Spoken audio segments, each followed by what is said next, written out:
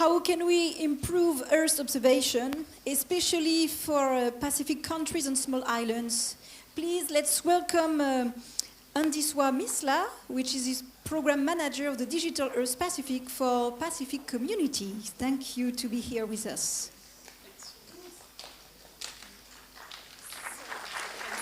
Yes, just on the right. Here.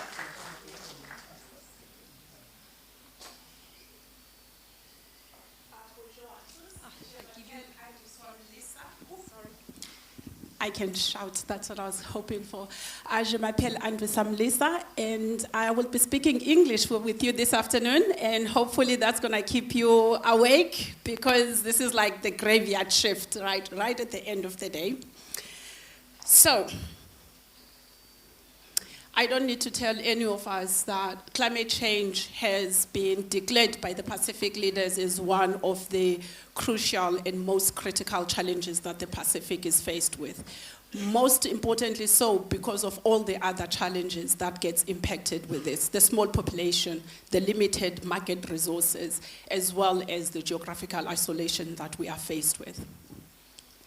To add to this, I'm just going to skip back and get to this slide. To add to this, we have all these international frameworks and conventions, national development strategies, regional strategies that require our administrations to report to. Different timeframes for reporting, but the burden that they put on our administration is amazing, especially when it comes to the small Pacific administrations. So the administrations decided about 77 years ago, that's how old SPC is now, that because they're so small and they're not able to create a technical capability throughout all the scientific and technical sectors that they need for socioeconomic development, they will set up regional institutions like CPS to be an arm that provide extended technical support to the countries. SPC is responsible for 8 of these sectors, from education, supporting the education sector, to public health, as well as geosciences and resources. Digital Earth Pacific is one of the new initiatives within SPC. The capability to use Earth observations in most of these sectors has been there since some of you have been in the region for a while. You'll know about SOPAC, which got integrated into SPC. But the current thinking is, how do we integrate Earth observations in all of these sectors rather than being done individually in each sector? This is where we sit. So if you consider where these frameworks come in and the national strategies sit, one of the major things that you will find in any of the challenges that are being spoken about is access to information. The IPCC has clearly put it out that systematic observations are the cornerstone for making sure that we can actually fight against climate change. But we have a challenge. How do we ensure systematic observations? Especially ensure systematic observations even in places that today might not be populated, but tomorrow will be populated. Today we might be thinking that our problems are just in Mumia, but tomorrow the problems might be somewhere else. How do we collect data today that will help us with tomorrow's problems? This is where Earth observations come in. However, for the Pacific, even though the satellites, if we look especially on open satellite, Landsat has been operational for over 50 years. Data over the Pacific has only been captured only for the past 30 years. For a various number of reasons, but one of the main one is they didn't think there was enough land over the Pacific to be acquiring satellite data. They would rather acquire data on the bigger continents. Once you have that data, so now we have 30 years of satellite data over the Pacific. We still talk about limited access because the availability does not necessarily translate to access. Just because that data is available does not mean that the countries can actually get to it. Part of that reason is because there is also this gap on national technical analytical capabilities. There's a lot of capability in New Caledonia. I saw today with the presentations. There are very few countries in the Pacific where you can have a room this full of GIS experts. We're not even talking about remote sensing experts. Shortage of sustained infrastructure. Sentinel is running over terabytes. Even the European Space Agency went over 2 years struggling to figure out what is it going to do with the data storage that was not foreseen when this program was being designed. You think about that at a national level, the kind of computing power that you require in order to deliver programs at a national scale. So, Digital Earth Pacifique is, Digital Earth Pacifique is the why in this case. There's been a number of technologies that have been developed, and one of them is the Open Data Cube. We have 2 successes. One, the Open Data Program, having Landsat being opened for free, being made free. Sentinel then followed, and this is through global interventions. How do you then take that data that is freely available over decades and make solutions available to people and the fingertips? Open Data Cube was one of those solutions that came in to allow us to be able to stack the information in a way that we can actually easily process it. Adding to that, of course, open analysis-ready data. They would kill me in the CEO's community if I don't mention that. So what is Digital Earth Pacifique? It's a number of open satellite data, Landsat and Sentinel predominantly, because those are the ones that cover our region in full. In situ data collection done with countries, including local knowledge. This is part of the local knowledge aspect, and all of these technologies that all of us deal with, making sure the data is available on the cloud, using Argo flows to make sure that we can actually scale any of the algorithms that we've developed, using AI and machine learning to make sure that we come up with new ways of processing the data, especially at scale. And more so, making sure that we can generate consistent and comparable long-term decision-ready products. So some of our products goes back for over 20 years now, because we can go back to time with this kind of an infrastructure.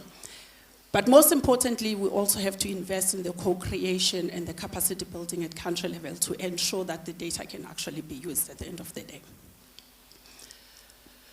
So right now, for the past 2 years, we've created 9 what we call decision-ready products on top of the infrastructure. And these move from changes in the coastline, mangroves data sets, what we call water observation from space, which is really looking at where the frequency and the extent of water at any given point in time over the years. All to our latest new one being the vegetation height, and this also uses machine learning to detect the vegetation height from Sentinel data, which is currently driving our forestry stakeholders quite crazy, because now they can actually start to see quite easily where logging has been happening and the impact of the cyclones in some of the vegetation areas comparing over time. And all of this is available for free. So all you need to do is just go to the Digital Earth Pacifique website to access those. And if you have a web service, you can connect it to your portal as well. So here are some of the examples of this. So in 2021, 2022, New Caledonia up east, I think, with close to Toho. And I didn't say that in the correct French way, I said it in the English way, the silent H. I haven't quite worked out how to say, not to say the H yet. 2021, you can see the mangroves are quite dense. The green here is the densities of the mangrove, and this is what we'll call open mangroves. That's the difference in the density. And you can see how it was in 2021, and then in 2022, following the 4 tropical cyclones that happened.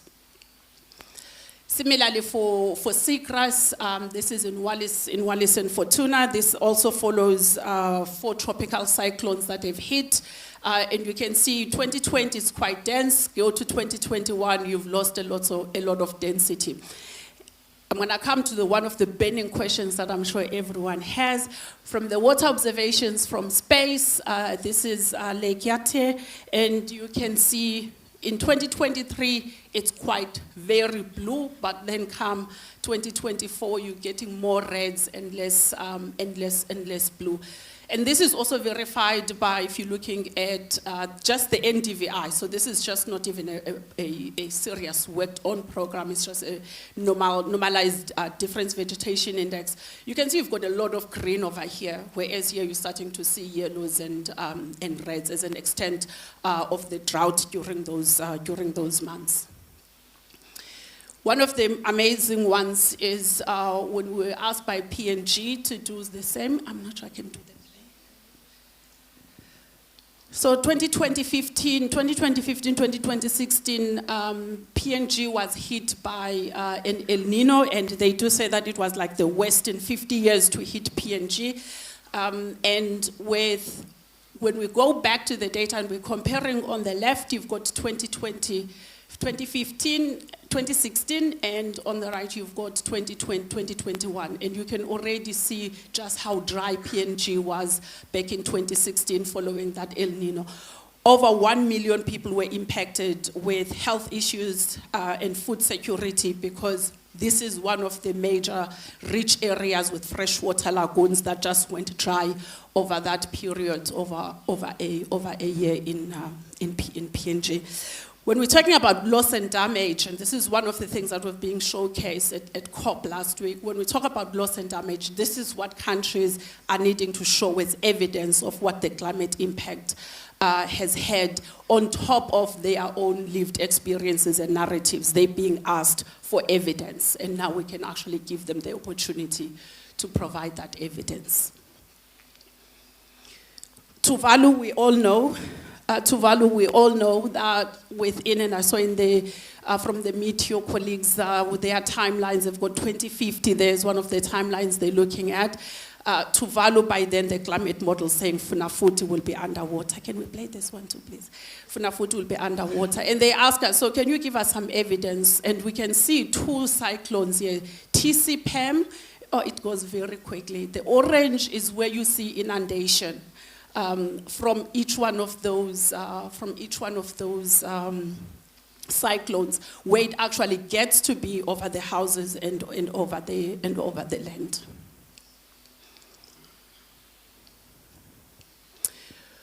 What the data also allows us to be able to do is to start working with the countries to show them the potential. This is definitely not the space where we're really wanting to be playing at, because for us is the provision of the data, but it does allow countries to start looking at biodiversity and ecosystems loss and damage.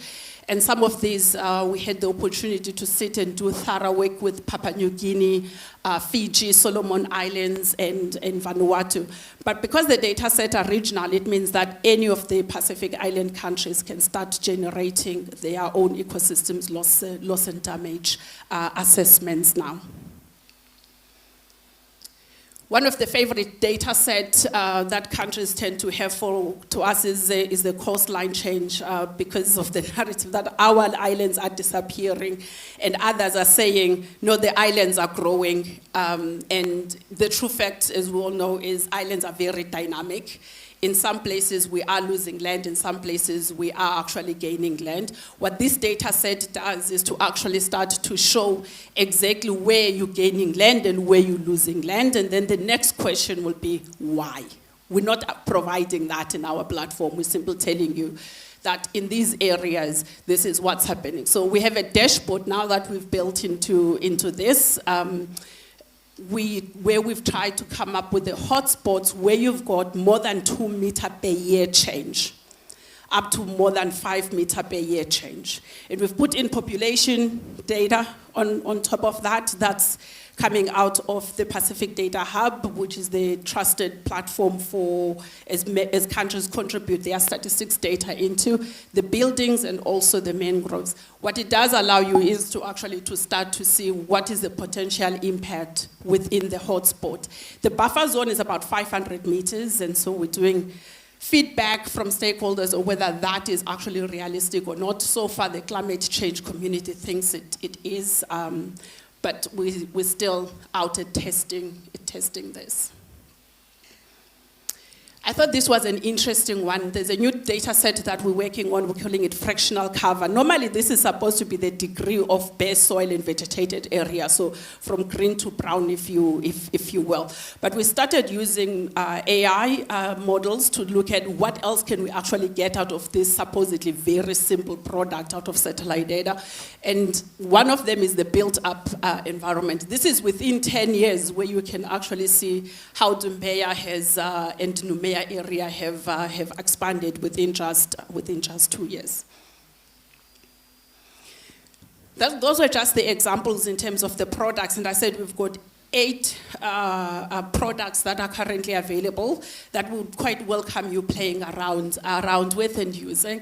But we also do a lot of capacity development, and the capacity development also gets us to understand more the needs and the requirements that the countries have.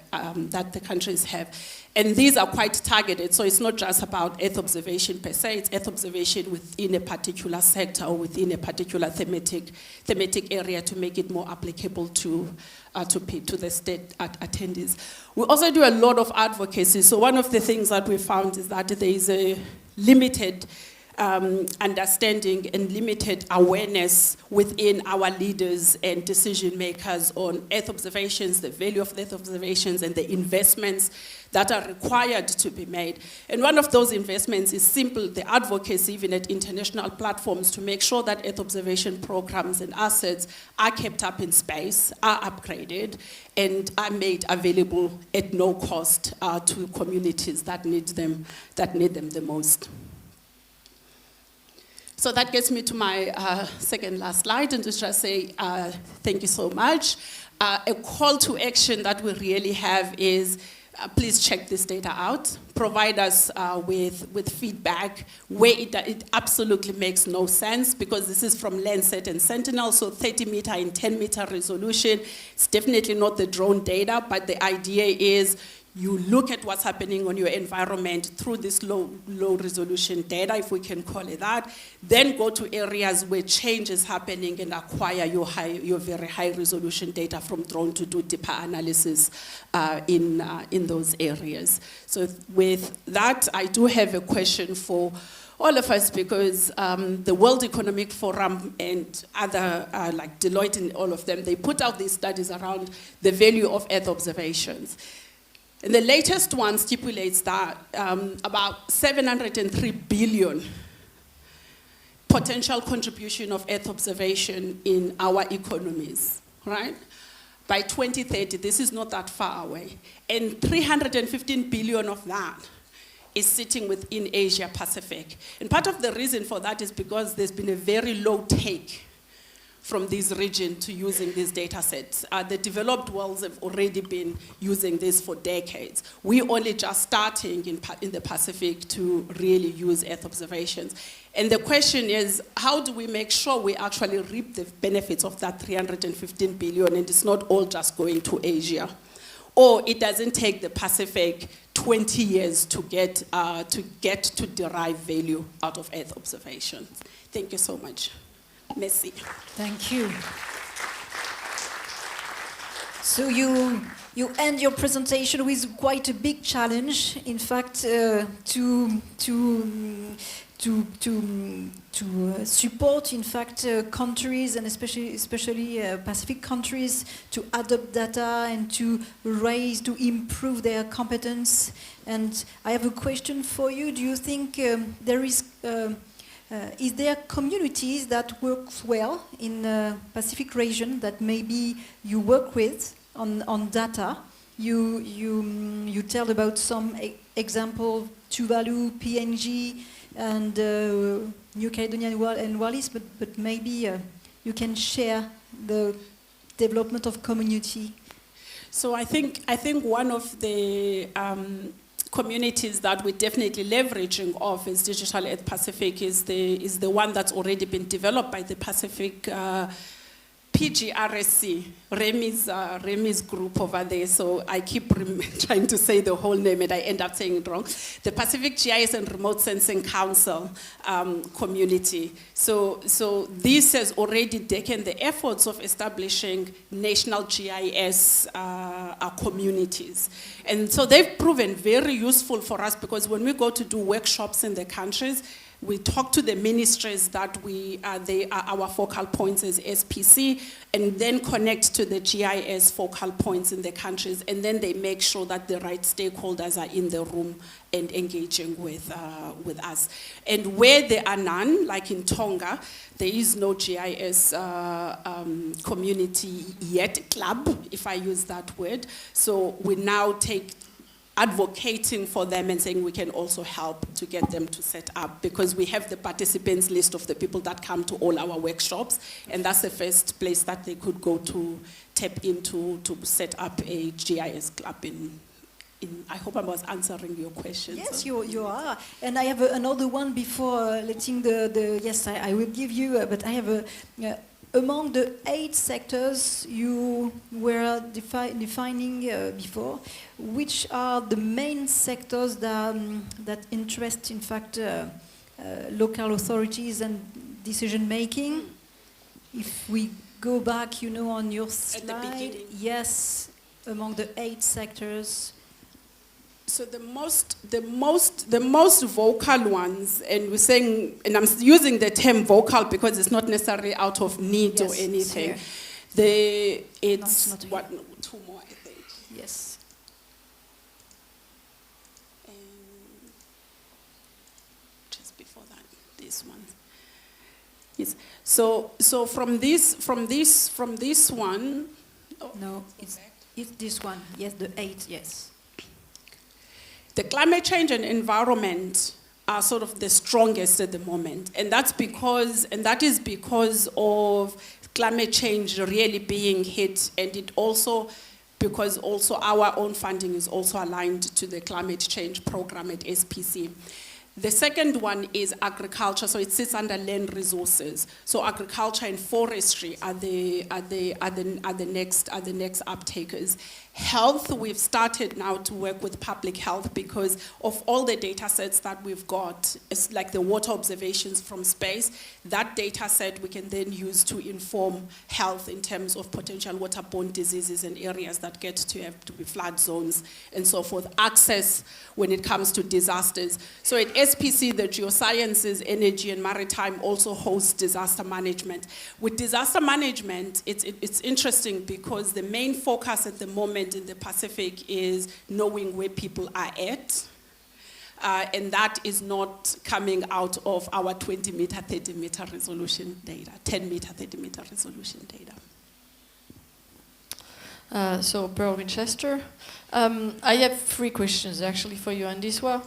The first one is, we have seen here, GE Serai is bringing a plane all the way from Netherlands to do some LiDAR campaign every 2 years.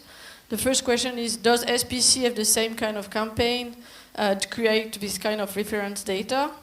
How many islands in the Pacific are covered by LiDAR today, or have a DEM at least? And my last question is, for you, after seeing all these conferences today, how could New Caledonia help and be part of Digital Earth Pacific and help the other Pacific islands? What was that last part?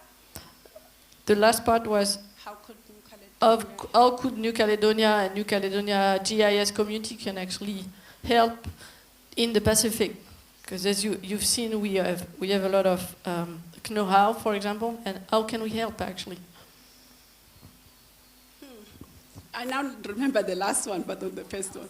Okay, so LiDAR data in the Pacific. My favorite topic ever in the Pacific. I must be honest, I've never been anywhere in the world where LiDAR data was so popular.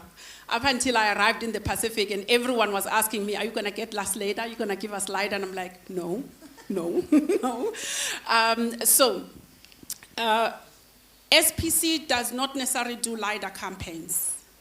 Countries do ask us if we can support them when they've decided to go on a LiDAR campaign. And then we'll provide the support. And our support normally comes through making sure the technical specifications are right and the data is properly processed and the product that the country gets is the right product. Then we take that data and develop solutions for the countries, like coastal inundation, because that's where our scientific capability is strongest at. There are a few countries in the Pacific, as far as I know, about 6 countries, if I'm not wrong, that have LiDAR data, but most of all of those, none of them are fully covered. The area, what tends to happen is the acquisition would be over the main island. So Tonga, for example, Nakualofa is covered, but Hapa is not covered. And I think there's going to be a new campaign now out of a GEF project that's going to do Vavau. So you find these even, MRI is this, MRI, Marshall Islands is the same. One of the main islands was done, but the other islands was not done. So it's quite spread out. So that was the first question. Then the second question. I should take notes. Have LiDAR data. The digital elevation model, I think we have one for all the countries. Yes, we do have one but it's not the very high resolution like the LiDAR one, right? It comes from the shackle radar topography from the SRTM, and there's been some improvement done into that to sort of like bring it down to like 10 or 5 meters. So it's quite coarse. We don't advertise it much, but it's better to start there if you've got nothing. And the last question. Oh, this is a fantastic one. So thank you so much, Ate Damien, for inviting us here. So the first step is these engagements, and hopefully, when I get to speak French, I can really get you into the room. So I never thought that I was afraid of any people up until I actually came to a French community, you know, and I was like, oh my gosh, oh my gosh, all the time. But honestly speaking, though, there's a lot to be done in the region, and one of my passions is to using local capacity. So if there's a way that we can design solutions between SPC and the New Caledonian GIS experts and remote sensing experts, especially the private sector, let's please talk. Okay, let's please talk. So lots of opportunities in the Pacific. And I'm happy to be an advocate for business going forward. So the message is done. Great. Do you have one more question for our guest?